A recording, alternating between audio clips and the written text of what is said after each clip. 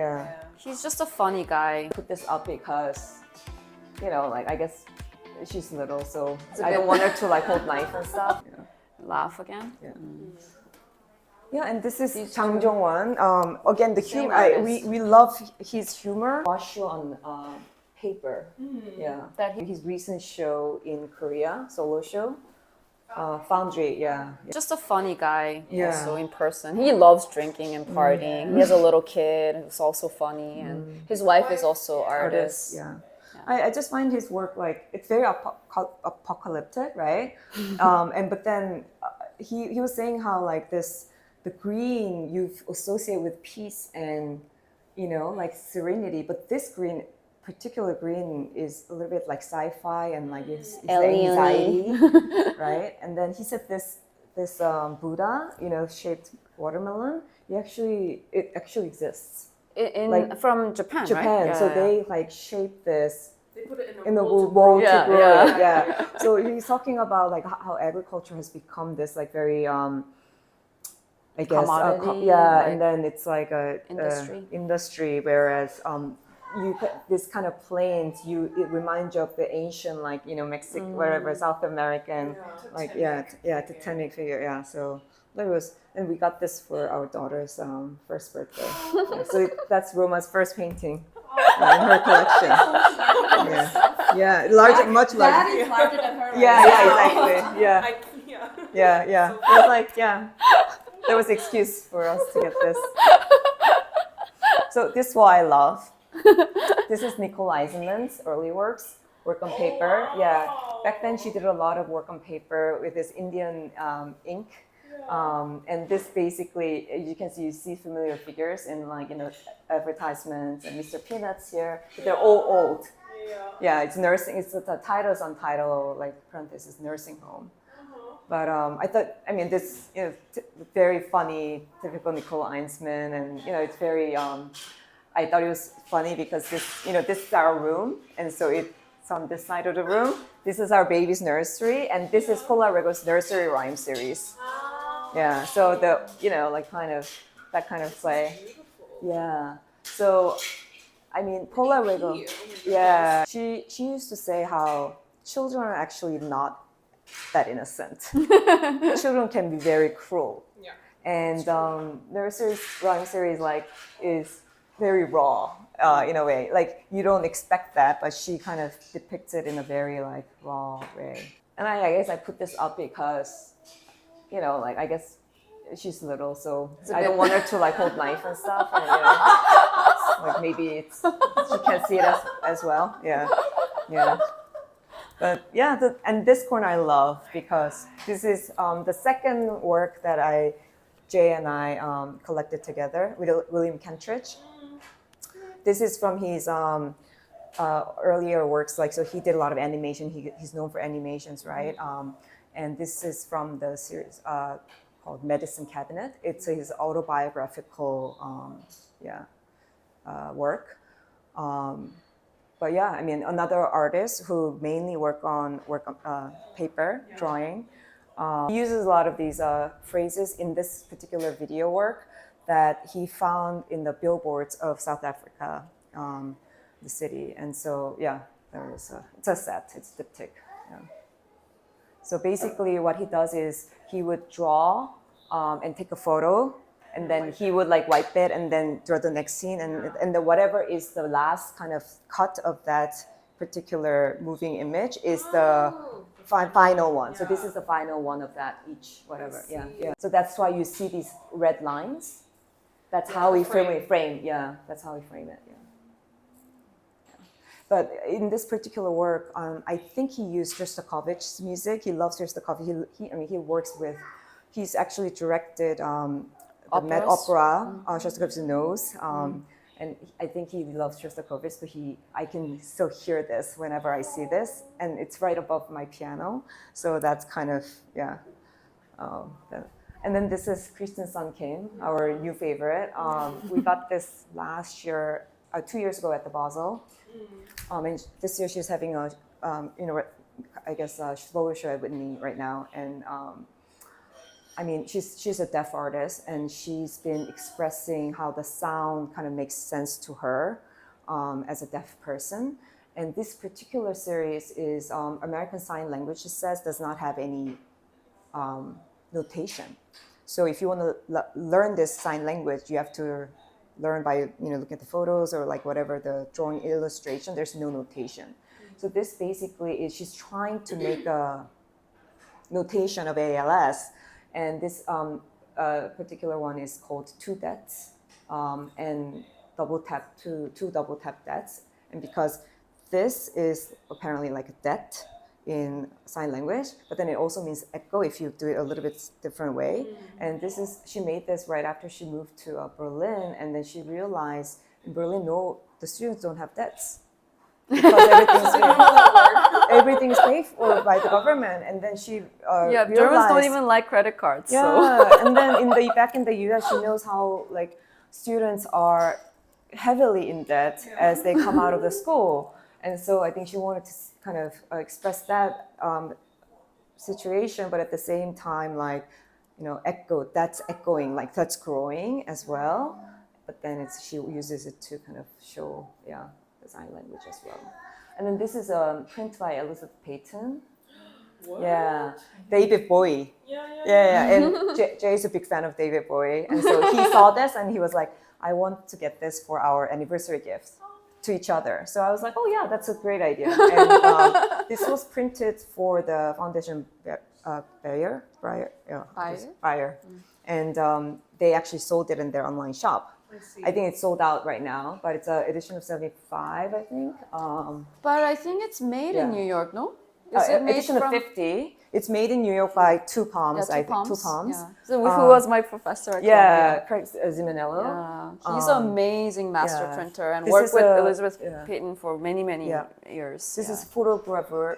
photogravure. Yeah, it's a very special Yeah, technique that yeah. is Victorian, and only a few master printers can do it. And he's one of two in the U.S. Yeah. The juxtaposition between the music and, different type of. Everything is related to sound. Sound. Without sound. Musician. Yeah. Wait, this is She sound. makes sounds. Yeah. Just playing, but we can. Yeah. Okay, it's okay. Yeah, Roma, you don't have to show your face, but yeah. This is Hyein Wing Lam. Yeah. This is a Hong Kong artist. I love this. Yeah. So when Jay saw it, I was like, oh, we have to get it for Roma's room. So this was for out on the Asia Art Archive gala last year. So yeah, we're lucky nobody else bid on it. So it's humorous. So when I was curating this room, I wanted her to be like creative. So something that would like kind of stimulate her creativity. A little drawing by acrylic on paper by Paula Rego from the 80s. So in the 80s, she draw a lot of this fantastical like figure work. And I think a lot of museum pieces, like huge, like 2 meter by 2 meter paintings.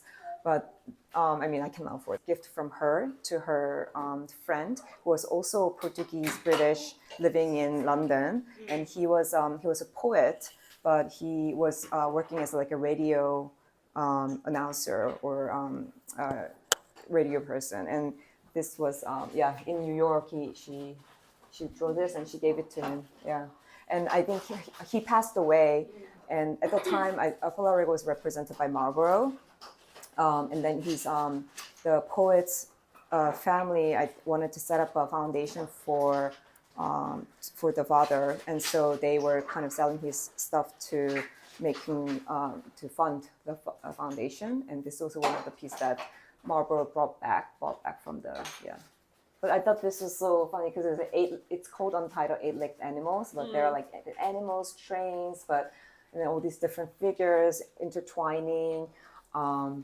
It's like a personalized animal. Like it's not a figure that you would immediately recognize, but it was something from the creativity in your head. What does this say? It's in Do you know? Portuguese, yeah. Oh, I think it's it's something like she gave it to him for Christmas. Happy okay. Merry Christmas, yeah. There's a very surreal quality in it. Yeah. And this is Byron Kim. We love Byron Kim. Yeah. And this is an early work of his Sunday paintings. Later on, he writes these in the sky, like text. But I like the text here because it's right after 9/11. You see November 26, 01. So it was right after, 2 months after 9/11. And he says, it's warm for November, spent the day with Ade, trying to get Ella to understand, counting by five. So it's like, his daily life. Mark's coming for dinner. It's been a long time. Things are seeming vaguely normal. It's probably an illusion. So I was actually in the US back then. I just started boarding school. And I remember it was like 4 days after the school started, after I arrived in the US for the first time in like 2 years. And things were going on in the TV. Everyone watched the TV in the recess. And I was like, what's going on? Are they watching a movie in the library? Then it was the explosion happening. And there were a lot of kids from New York in my school. And within like 30 minutes, a lot of people were crying. They're trying to find their parents. Yeah, it was a little bit emotional piece. Another little gem by Hyein. This one is part of the Shin, that prize that run by a company, the paint company. 신한 아니고 신 뭐였는데? She won that prize, and I think that she had the solo show then. And behind this painting was like a big mural, almost a mural-like Print of like a big printed version of this. this. Yeah. I'm just most familiar with her like a farm and. Oh yeah. Yeah, This was way before. So in this show, she also showed a lot of like flower paintings. Oh, as well. yeah. Mid-sized flower It's beautiful. paintings. From her mother's garden. Yeah. A piece by Jia Sung. She's a Chinese American. No, she's not American. She's not American? Yeah, she's Chinese. Chinese yeah. artist who's based in New York. Based right now. in New York, yeah. But she like takes a lot of inspiration from myth, and this is called Tiango. So this is a mythical figure in Japanese mythology. Actually, this is the new piece that I added to her room. And then she was sitting here, and then she was like, "Dog!" And then I was like, "Oh, you recognize the new one?" And then she saw the tongue, and she was like, "Snake." Oh. Yeah, snake. I think it was like so she kind of got the essence of what this is. And I was like, yeah, fun. Good job. Yeah. This is a print by Kenny Rivero. So this is just kind of like a print. There's a painting of this. And it was already sold. We couldn't get it, and I think he sold this is an archival print. So and this is Kiki Smith. Yeah. It's her moth series. I printed it. Yeah, she printed it. Yeah. So in Colombia, we have a print shop, professional print shop. We invite artists to make prints, and Kiki teaches at Columbia, so they do a lot of collaboration with her. So when I was there in grad school, like she was making these, and I was one of the printers. So we got the printer's proof. Yeah. So I bought it from Eugene. Yeah. Life and death and the cycle of life, and so the moth actually kind of is a perfect. People don't really like moths, or like moths are not like considered like interesting insect or whatever. It's totally like dismissed, like in nature. But Kiki Smith is similar to Paula Rego. She is a printer, so she just does almost everything. This And is etching, as well. This is a 2-plate print, so the blue and the black. Anything else we have in our collection is mostly artists who actually take print as very serious medium of their. So I have a few prints by Nicole Eisenman as well, but Nicole Eisenman actually uses a really variety of techniques to print, to make prints, and I really love it because she sometimes uses woodcut. She actually does, and then. And I find like a lot of artists who likes working on paper, have a great draftsmanship, love printmaking because you can actually do a lot. Bedroom, I think we only have a few pieces. Yeah. Oh, Roma's here. Oh wow, okay. Okay, yeah. This was one of the. She's like a conceptual abstract artist. So she is really focused on what abstract art is. She like actually thinks about, okay, what is abstract art and how should artists think about abstract art going forward, because everything has been done, and like what can I do more that's like, I think she like folded origami papers, and then she kind of arranged it. I saw her interview. I thought she was explaining what she was doing really well. And then I actually had a chance to meet her when she had a show in Hong Kong with Massimo. She's very introvert, and she moved from like a rural area to a city when she got married recently. So now her studio is in like middle of Gangnam, and so every time she goes to work, she has to sit in the like metro, subway, and then when she gets out of the metro, she sees all these lights, and so in the subway she was like looking at people swiping their phone, focusing on the phone, and she would like peek in what they're doing, and there was at the Bitcoin boom where everyone's doing like a Bitcoin, and then they would say like she would see like graphs and charts on people's phone, and made it into painting in a very abstract form. Yeah, and I think she's evolving, and she's continuous thinking like what she can do with different forms happening in like in her daily life. And the way she uses her colors is actually really good. Quite popular painter amongst Koreans. That's another Kiki Smith. Also printed at Columbia. Columbia. I didn't print that one. Yeah, but it's an edition of 18, and all 18 of them have different colors. And she's stuck in like different. So I have a lot of works with hands, and I don't think I intended that way, but I think I'm really drawn to it. Because I feel like, I play the piano and I do a lot of things with my hands, and I think I'm always fascinated when I see it. There is like a six fingers hand, and I thought that was like, and it's like deformed, right? Like you have 6 fingers deformed, but it's so beautiful, aesthetically so beautiful. So kind of, she like takes the scenes in the nature and kind of, put it in a different planes and space. To Jeju because her husband is also a painter, and he's a great painter too. Took a artist residency, and I think they have a son. And they around Roma's age. Stay, I think. This is called In the Beach. So I thought it was actually kind of a good juxtaposition between what we see and what we see here. Yeah. Now, Olivia, you've seen these works. I brought it. Yeah. So this is a recent acquisition. The most recent. The most recent. Yeah. And this. Yeah, the book. It's a Korean. This one is Jung Jung-hyuk. Do you know she was part of the show MMCA, the Asian female artist show? Oh, then I must have seen In that show, she had like a huge painting with these red bins spilling out. 80s, she moved her studio a lot, and she always wrote a journal about moving.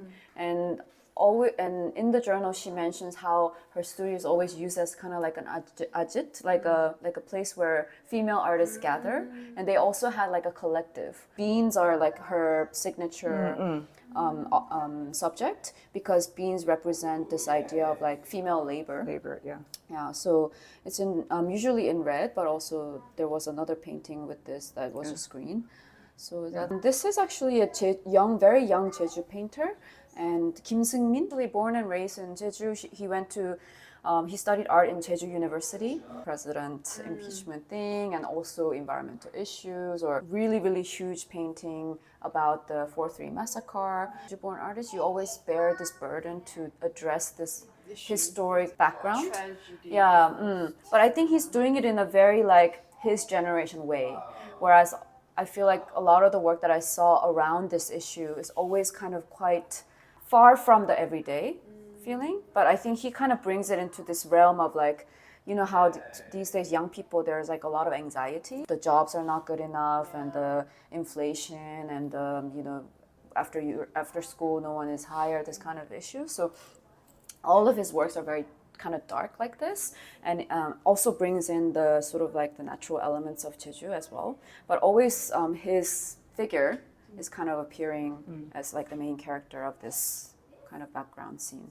I think it suits Gina's collection as well. Like a little bit of darkness. And then there's like a narrative. The narrative more unique, like in her collection aesthetically. But I think there's a female kind of voice and the feminist voice in it. And for me, when he was like, "Oh, sorry, I like traveled alone," and in Busan, in Busan, he got it at the Busan Art Fair. I think he's also he's a good draftsman. So prints are actually quite nice. It's edition of 20. Yeah, but we like his humor. We just love Canadian artist. Yeah. So I'm a big fan of Marcel Dzama. Oh, really? And Yeah. I've never seen any like Korean or fellow Oh, Korean really? student Yeah, or yeah. whoever who knows Marcel. And you have like 4. I have 5, so I have one more. Yeah. It's like, It's oh, not this how- one was yeah. like the coolest. Yeah, no, this is we love this series because it's like there's some musical kind of elements to it, Yeah. but you know there's a humor. He and, is. yeah. Also, you know, he makes video and installation. yeah. Yes, yes. He also directed the New York City Ballet. yes, and, he's yeah. very kind of multidisciplinary, very Yes, like yeah. what is that, like a surrealist kind of yes, approach surrealist. to- Yeah. So whimsical Yeah. and so. Recent works are much more colorful, and it's like the whole paper. He feels the whole paper, but the earlier works are a little bit more. I think. I like the earlier works. Well, like he makes also books and Yes, like yes, he yeah. does a lot of different things. Yay! Gina's collection!